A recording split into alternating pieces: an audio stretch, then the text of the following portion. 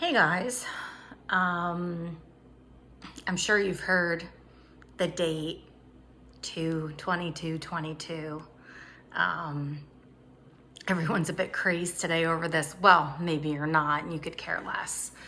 Um, I wanted to just kind of introduce myself because I'm doing this and I'm just assuming that people who are going to watch this know me, and most of the people watching what I'm doing right now know me. But I don't know, maybe it'll be shared with someone new, or somebody will happenstance across my YouTube or social media.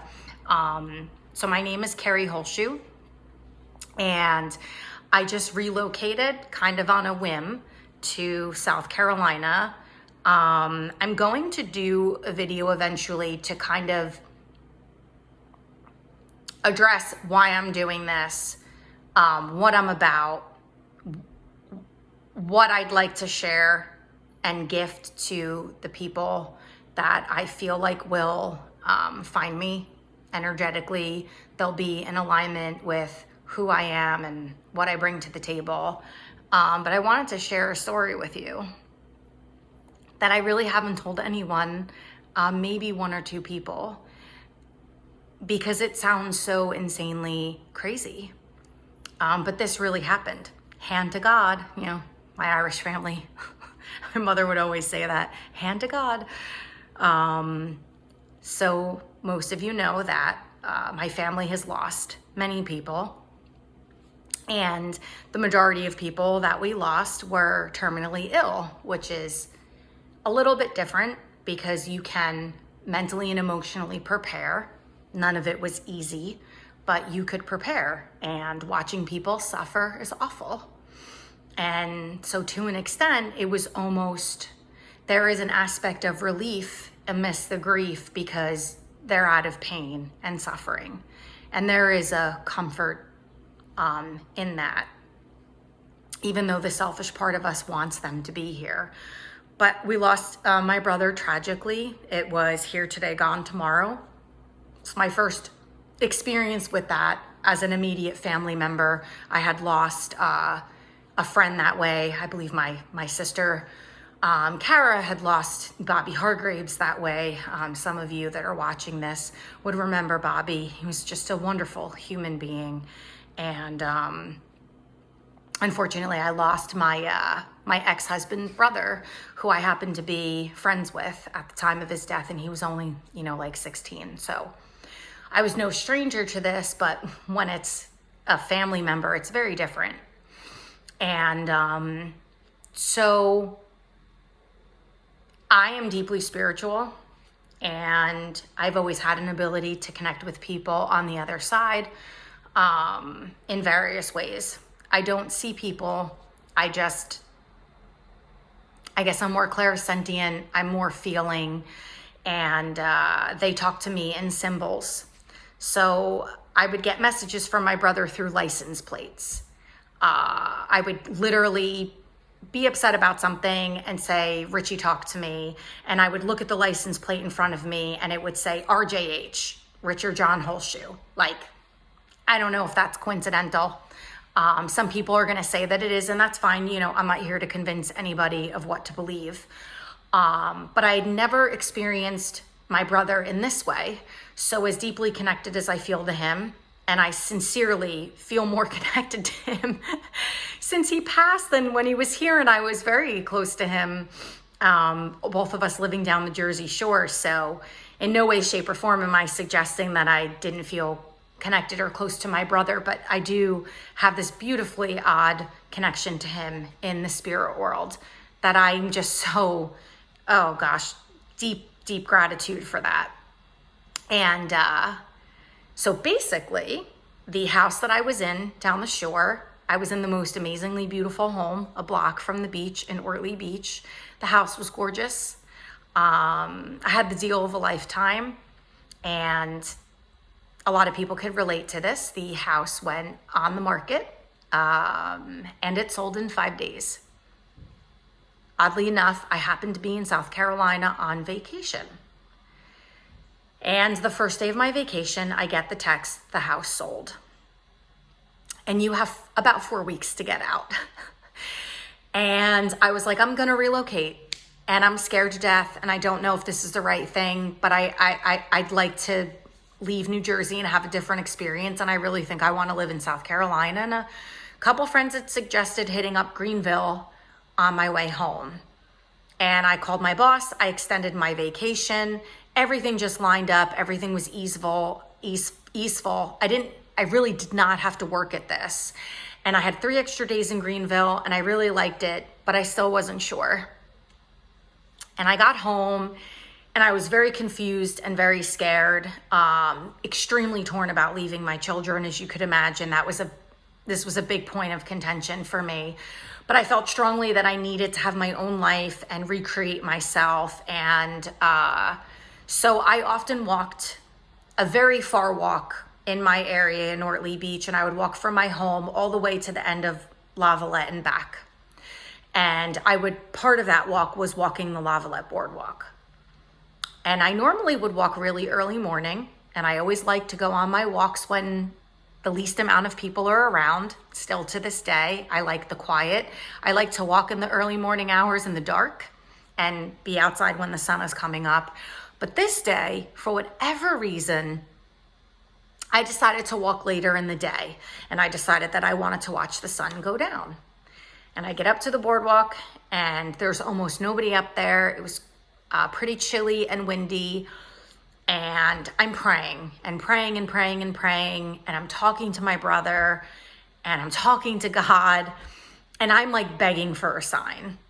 And I kind of felt a little desperate, to be honest. And so I see 2 gentlemen up ahead, one with a dog. One was a much older man, one was a younger man. And I kid you not, I hear these men talking, and the older man is saying to the younger man, I'm telling you, do it now while you're young. Don't worry about the money. Don't worry about what you'll do for work. You know, if my wife and I were younger, I would be getting the fuck out of Jersey, is exactly what he said. And he's telling this guy, get the fuck out of Jersey and, bypass all the fear. And I'm like, this is crazy, right? Like, this is crazy that I'm at this moment on the boardwalk and switched my whole walking schedule around, and I'm listening to this conversation to the point where I went up to the guys and I said, I'm really sorry. I couldn't help it over here, and I just want you to know I'm in this really weird situation. I told them the story about the house, and I said, I just got back from South Carolina, and I've been praying for a sign the whole time I'm walking down the boardwalk.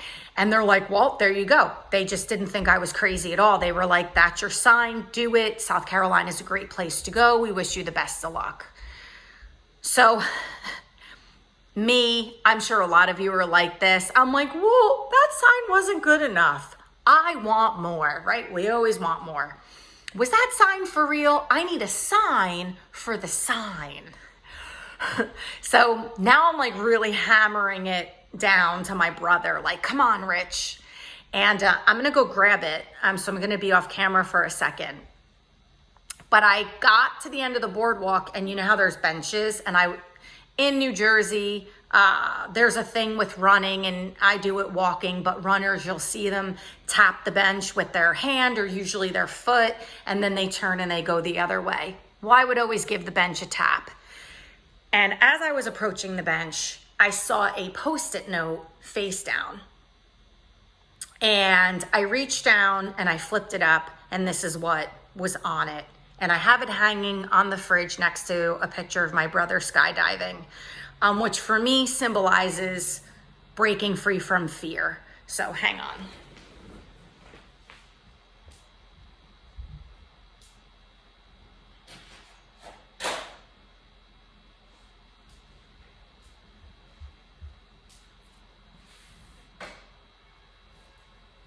Okay, the sun's coming down, so I'm losing light. So my father's Richard Gregory. My brother's Richard John.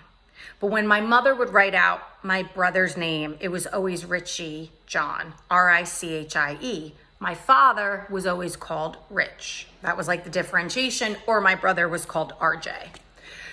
This was the Post-it note. I don't know if you can see, but it literally says RICHIE. I am not lying. It was face down. I picked it up. I looked at it, started bawling my eyes out. And that's how I came to be to South Carolina. If it were not for this, I don't know if I would have pulled the trigger. You can't make this stuff up. I will treasure this forever. And I guess I just wanted to come on here because a lot of the decisions that I've made in life, and some of the biggest decisions, were not logical. I am a risk taker. I'm more creative minded, and I don't like fear to drive me.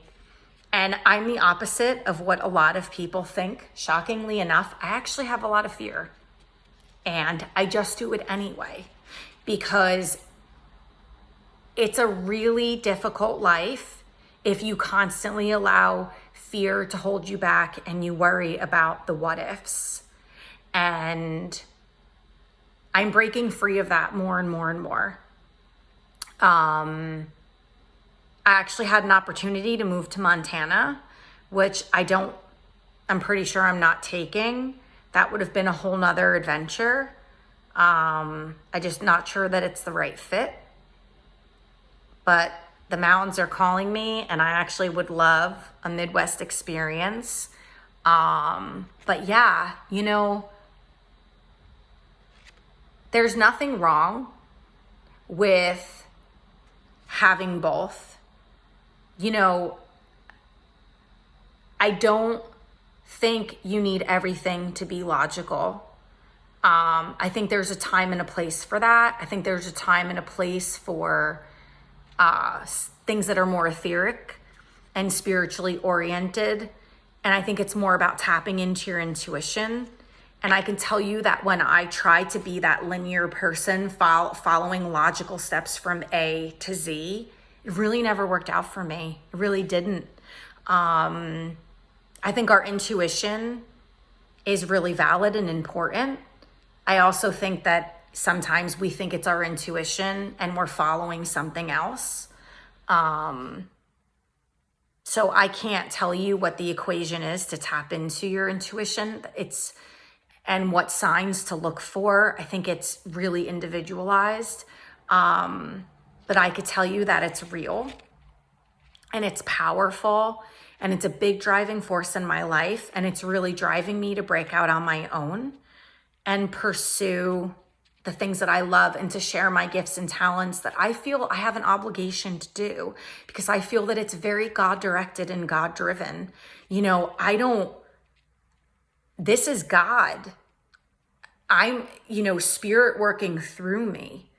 And I don't want those gifts and talents to lay latent or go to waste for a second longer. So thank you for everyone. I'm going to get emotional. Supporting me. I really appreciate you. Thanks.